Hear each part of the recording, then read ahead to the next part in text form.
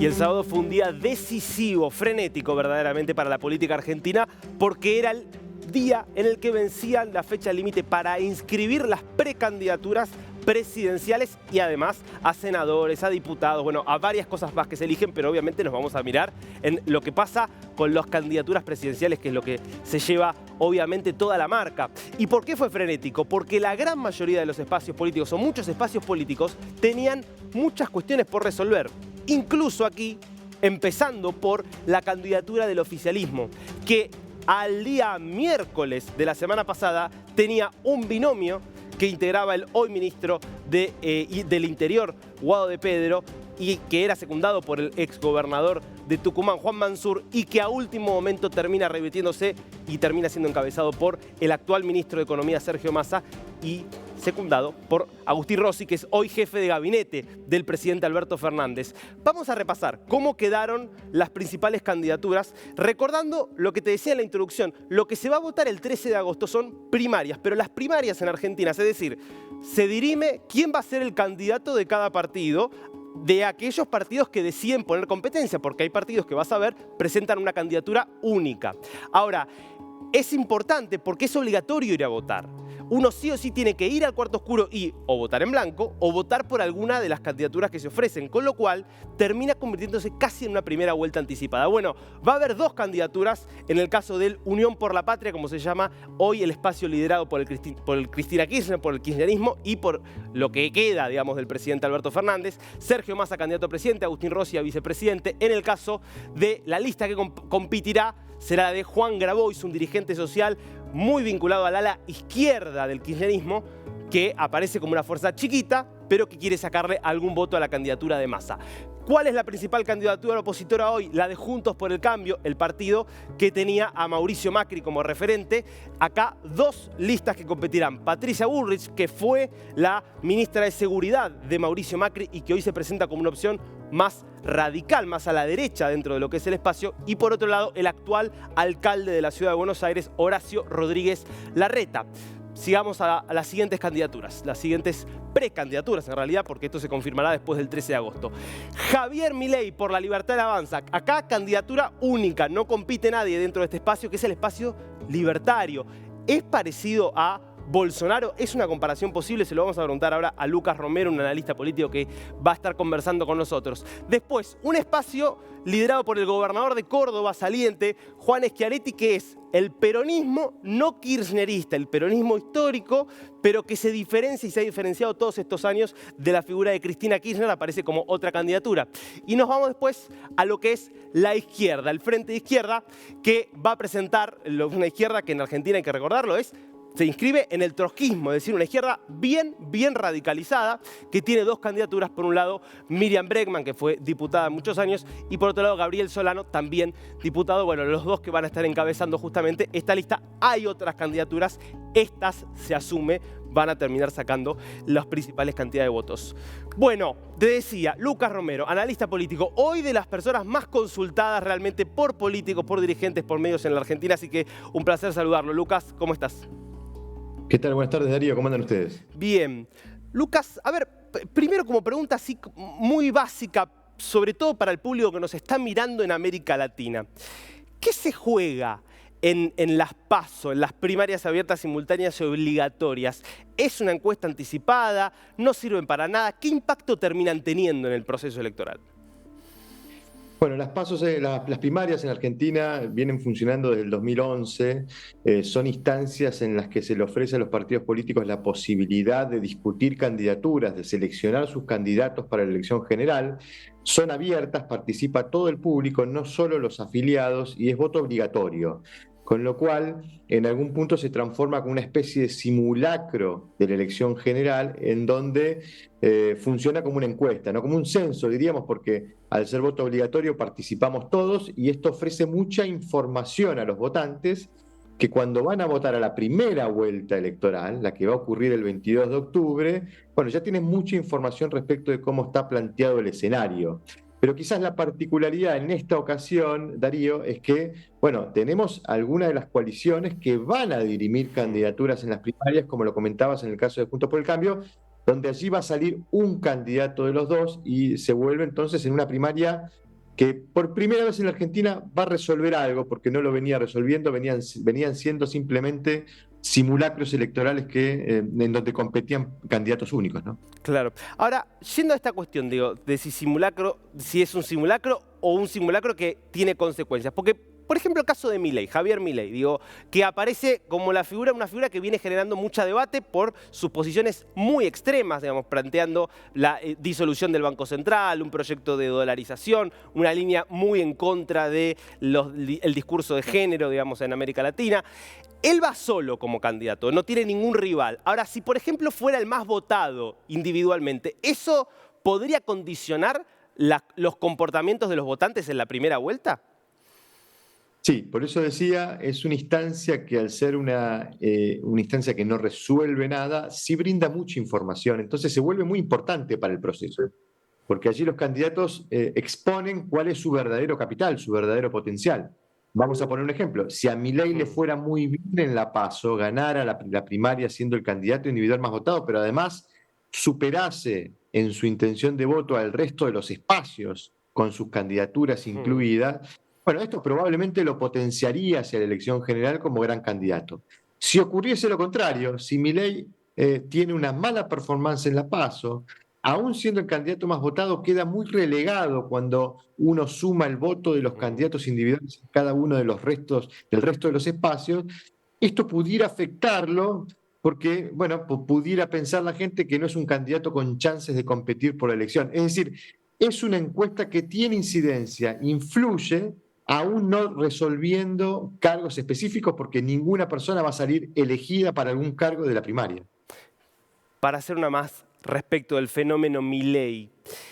Hace unos meses parecía que estaba creciendo y que crecía y que era un fenómeno que amenazaba con llevarse puesto para algunos a todo el sistema político. ¿Cómo está hoy la figura de Milei? ¿Qué es lo que están marcando los números, las encuestas? Para que lo entienda el público desinformado de lo que está pasando en la Argentina, Milei es una figura que ha irrumpido en la escena política muy recientemente. Es un consultor, un economista que se dedicaba a hacer consultoría económica y en el 2021 decidió ser candidato por una fuerza nueva en la ciudad de Buenos Aires, uno de los principales distritos, y obtuvo un buen resultado, salió tercero y empezó a partir de allí la construcción de una candidatura presidencial que ha logrado en muy poco tiempo, niveles de apoyo muy altos, superiores al 20% de intención de voto, que lo ponen en condiciones competitivas para disputar esta elección presidencial. ¿Cuál es el interrogante? ¿Cuál es la duda? Bueno, a diferencia de otros fenómenos, digamos, que ingresan a las competencias presidenciales por fuera del sistema o denominados outsiders, en el caso de Milei no tenía ninguna estructura bajo la cual apalancar ese crecimiento. No hay un partido político detrás, como podía ocurrir con el caso de Trump, que compitió en la interna republicana. Tampoco hay una trayectoria como el caso de Jair Bolsonaro, que venía siendo diputado de un partido minoritario, pero logró coaliciones con diferentes actores sociales que le permitieron competir en la elección. En este caso, da la sensación que Milei se apalanca en el enojo y la bronca que la gente tiene con la situación política y sobre todo económica en la Argentina, y se ha transformado en una suerte de vehículo para todo ese malestar social, y la gente lo apoya y dice que lo va a votar, pero sigue siendo un candidato que no tiene una estructura detrás, una organización detrás que le dé sustento a esa candidatura. Por eso es un gran interrogante y va a ser un gran interrogante saber cuál es el desempeño real de Milei en la elección PASO del 13 de agosto. Por ahora los estudios lo vienen dando competitivo, pero en las últimas semanas empezaron a mostrar un declive. Veremos si logra sostenerse en estos niveles o realmente se derrumba como consecuencia de estas dificultades de ser un candidato sin estructura, ¿no? Vamos a las candidaturas de los partidos o de los espacios más consolidados. ¿Qué significa para el oficialismo? Primero que sabemos, el presidente pudiendo optar por la reelección decide no ir por la reelección, algo que verdaderamente no tiene demasiados antecedentes, por lo menos en los últimos años en la República Argentina, y que a días de la elección parecía que el candidato iba a ser uno, el ministro del Interior Guado de Pedro, que a último momento se cambia por Sergio Massa. ¿Cómo está viendo lo que está pasando en ese espacio? Bueno, la competitividad del oficialismo está muy condicionada por las circunstancias, ¿no? Hay niveles muy altos de desaprobación de la gestión del oficialismo, niveles de imagen negativa muy alta de los principales dirigentes del oficialismo. En ese contexto, uno consideraba que era previsible que Sergio Massa fuera el candidato. Si uno se va 4, 5, 6 meses atrás, una de las especulaciones era que Massa fuera el candidato. Es decir, no hay sorpresa allí. Quizás la sorpresa tiene que ver con esto que señalás, Darío, que el proceso mediante el cual Massa arriba esta candidatura fue un proceso muy accidentado dentro del oficialismo, al punto de que tuvimos 48 horas antes del cierre de la oficialización de las candidaturas, una fórmula distinta, que se semi-anunció, que estaba integrada por el ministro del Interior del gobierno de Alberto Fernández, Guado de Pedro, y por uno de los gobernadores del oficialismo, Juan Mansur, gobernador de Tucumán, que culmina su mandato. Bueno, esa fórmula se semi-anunció, en algún momento parecía que estaba confirmada y después se cayó y volvió a aparecer esta fórmula de Sergio Massa y Agustín Rossi. Es decir, la llegada no es muy auspiciosa, aún siendo uno de los dirigentes que uno especulaba podía ser el candidato del oficialismo. ¿Cuál es el desafío de Massa? Bueno, poder demostrar que en estos últimos meses ha tomado control y ha podido estabilizar una situación económica compleja, pero la verdad es que el desafío oficialista es muy adverso, ¿no? Las posibilidades de triunfo de Massa están acotadas precisamente porque el contexto económico es un contexto que presenta una demanda de cambio muy fuerte en el electorado que pide y quiere una alternancia política como consecuencia de los malos resultados económicos. ¿Y cómo queda acá la figura de Cristina Kirchner, que no va a ser candidata, que hasta hace muy poquito la sensación era que manejaba el espacio político prácticamente a voluntad, a piacere, poniendo un dedo, sacando un dedo, y que, bueno, aparece como medio corrida de escena, cambiando de opinión? ¿Cómo queda su figura? Bueno, es el gran dato, ¿no? Uno imaginaba que Massa podía ser candidato del oficialismo, pero acompañado de una figura identificada con Cristina, que Cristina iba a querer ser protagonista de la fórmula presidencial. Bueno, eso no ocurrió. Cristina cedió y el candidato a vicepresidente es un candidato referenciado en el presidente Alberto Fernández.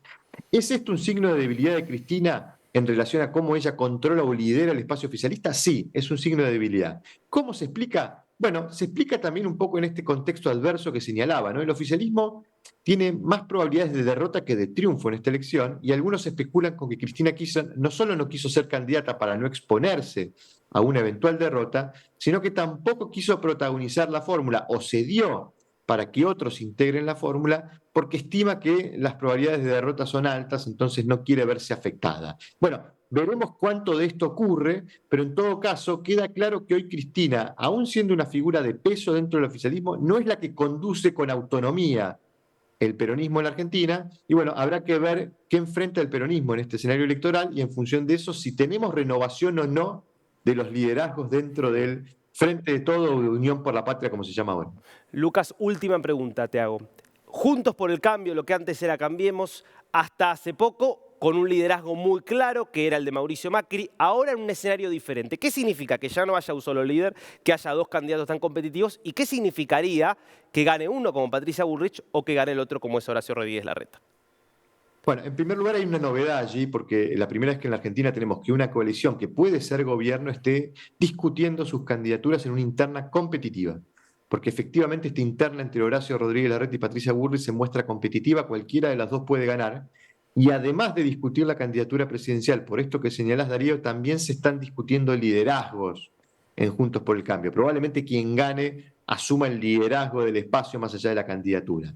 Bueno, son perfiles distintos. Patricia Bullrich viene teniendo un perfil en donde enfatiza que esa demanda de cambio del electorado se tiene que producir con una decisión política muy clara, muy nítida, muy firme y de mucho coraje, que hay que producir cambios que requieren de mucha fortaleza, y por eso ha cuidado cierta homogeneidad en su propuesta política, en lo que ella representa y quiere representar para el electorado, mientras que Horacio Rodríguez Larreta presenta una propuesta mucho más política, en donde está planteando que para producir los cambios que hay que producir en la Argentina se requiere de mucha amplitud política, de muchos acuerdos políticos y de mucho consenso para lograr efectivamente esas decisiones, que son decisiones costosas las que hay que tomar, y por eso se requiere de mucha fortaleza política.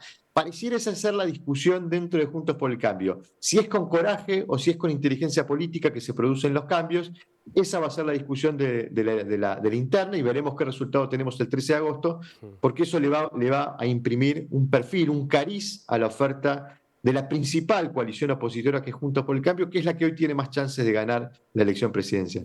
Lucas Romero, interesantísimo. Muchísimas gracias por este tiempo con Dinos. Un placer, Darío, un abrazo grande.